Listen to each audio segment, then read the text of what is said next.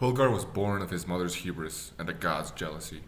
Through the curse of his disfigurement, he fought through life following the god of creation, the true essence of life, and one who does not judge their children due to a simple deformity. He fought alongside Gwyn, the master of the sun, in their struggles against the void, in a time when the darkness had swallowed the light. Together, they slowly brought back the light and the order of the Creator, bringing the world back from the brink. But in their fight, a portion of the void found its way into Hulgar's soul, changing him profoundly and taking him down a different path than he was originally meant. But that depends on your perception of destiny. As a reward for their leadership in stopping the void, the Creator, along with Alanis' blessing, granted them access to the depths of the well of knowledge for them to choose their reward within. Gwyn took the path of godhood. Hulgar chose a path for more direct help and intervention in the world.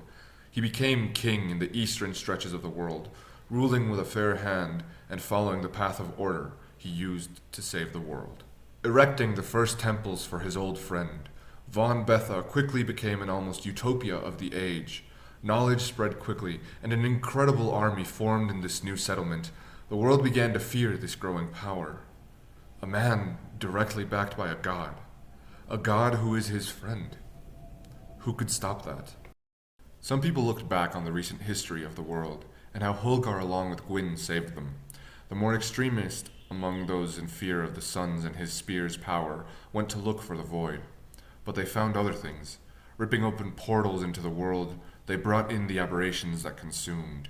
The offsprings of the World Eater flooded into our world, and with that, the sun asked his spear to fight, and fight he did. But it was too much. Hulgar died. The World Eater was released.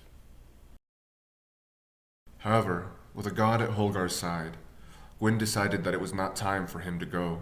So Gwyn brought his friend back.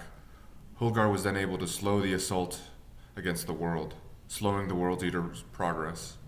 In these extreme fights and dire situations, Hulgar glowed with the bright light of the sun directly behind him, stopping and destroying aberrations unheard of before.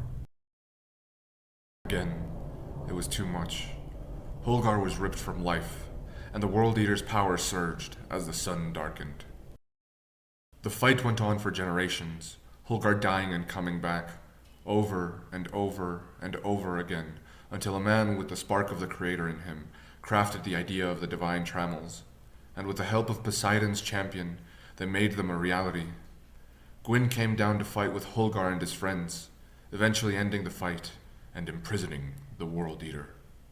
However, no one noticed that the sliver of the void within Hulgar had grown with every death, changing him and corrupting a small bit of him every time he came back. He was still someone himself, the sun holding back the void within. As a reward, Gwyn gave his old friend the secret to godhood, so he could join Gwyn in helping shape the world around them. With this, Hulgar rose to godhood, becoming the god of order. But, as the World Eater has always said, reincarnate enough times, and you will become that which was never meant to be.